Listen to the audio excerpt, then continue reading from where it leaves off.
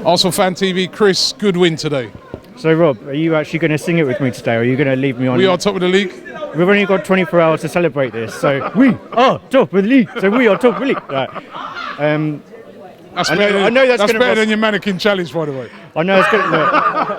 Look, I have to, keep going with the haters because I know it rustles them. So, but we've got to enjoy these moments when it comes. And, just to point out a few facts, we are top of the Premier League. We're top of our Champions League group. We're the highest scorers in the Premiership. For all of the fallout about striker over the summer, we've got the Premier League's top goal scorer. We've also got We've also got the biggest in-depth squad quality-wise in the Premiership. I've kept quiet on this because I'm respectful and I didn't want to bring it all up. But R.I.P. to the WOB. I want to hold a minute's silence for the Wenger Out Brigade because I believe they are extinct. There is no such thing as a Wenger Out person anymore. Even some of their biggest protagonists have come full circle. Some of the biggest, no banners, no chants, and even the leaders of the Wenger Out Brigade, when they meet the great man himself, they go weak at the knees. They want selfies with him. They want nice little chats. They're getting him birthday cards. They love the man.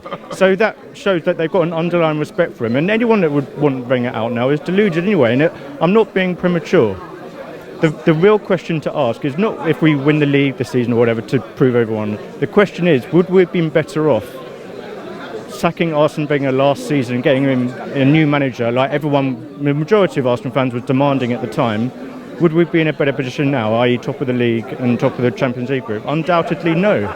So, now listen, what all of those guys are going to say is brilliant, doing great at the moment, winning games, top of the, but we ain't won nothing yet. Yep. May is the true test. You know what? It's not even for me. Obviously, I want to win the league, but I want to see a proper challenge all the way this season. Do you think the team is equipped to do that this season? To be honest, I think we've been doing very well given our European commitments. So two things I'll say about the league overall. So firstly, we're unbeaten since mid-August. And that is incredible, really, given the competitiveness of the Premiership. Hold on. All those stats are brilliant. You quote them a lot. Yeah. Facts, you quote them a lot.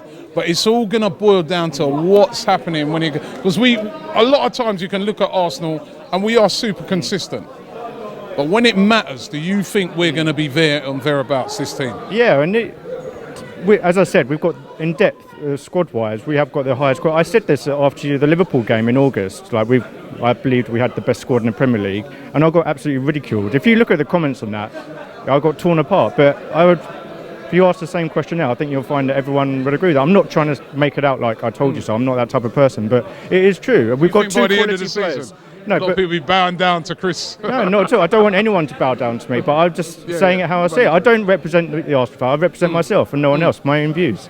But I would say over the next few months, you're going to see a levelling off in terms of the fixture congestion. Because Chelsea and Liverpool have had a massive advantage over likes of Arsenal, Man City and Tottenham in terms of they've had one game a week. That advantage is not going to be held for the next 3 months. We've got a tough schedule upcoming ourselves, especially over the next week. It might all change in the next game as well. But Chelsea and Liverpool, I wouldn't be surprised if Arsenal and Man City push slightly ahead, and one of those two teams is topped by late Feb when Champions League kicks in again. But this is an unpredictable season. But I would say we're extremely consistent. In Bayard, we haven't even been beaten properly this season in terms of the Liverpool game is very much has to be put in its own box because we had a kid get playing Chambers and Holding and no Ozil, no Cazorla, players that's coming back from Europe. Of course we still lost, but it has to be put into context. But yeah, in regards to today's game, let's speak very quickly about that.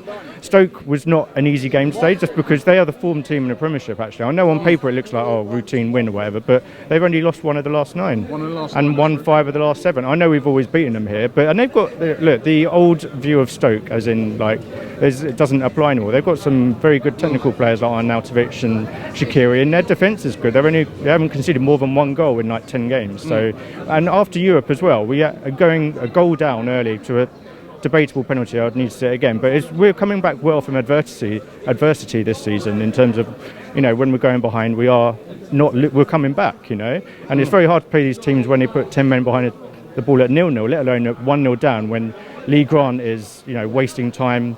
5 minutes every goal kick. But a couple of players just to pick out and say, I thought Bellerin was man of the match. I know everyone's going to go mental over him, rightly so, but Bellerin changed the game, considering his first game back from injury, and we're just such a different team when he's playing, and that's quite a big statement considering he's a right back, and there's only so much influence a right back can have on a football team, but he is ineffectively an auxiliary right winger. He's had like 7 assists this season, and we're such a different attacking threat going forward. And also, obviously, Ozil's goal was brilliant.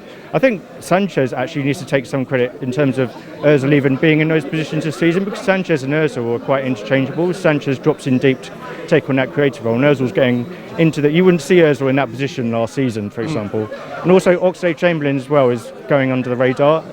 Last week was a great goal against West Ham, which Sanchez took all the headlines, but Oxlade-Chamberlain's end product is improving at the moment. Great ball for Ozil's goal. And final note is just to say well done to the Arsenal charity, which is Foundation Day today. And I know most concentration at Arsenal is on what happens on the pitch, and I don't buy into this whole like the Barcelona thing about Mescu in club, more than just club. But with Arsenal, it is true. We are class on and off the pitch. I mean, and I'm not naive enough to think that we're the only Premier League club that does charity work. So I know every club does, but Arsenal definitely does go the extra mile.